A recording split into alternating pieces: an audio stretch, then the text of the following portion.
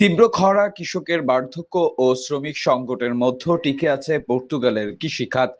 Smart সেচ ব্যবস্থা, সরকারি প্রণোদনা এবং প্রায় 50,000 বাংলাদেশি সহ প্রবাসী শ্রমিকদের অবদানে দেশটির ওয়াইন, অলিভ ও কর্ক শিল্প শক্ত অবস্থানে রয়েছে। সরকারি তথ্য অনুযায়ী দেশের 99.9% এলাকায় খরার প্রভাবে ক্ষতিগ্রস্ত হওয়ার আবাদি জমি ও খামার কমেছে। কৃষকদের গড় বয়স বেড়ে 65 বছর দাঁড়িয়েছে।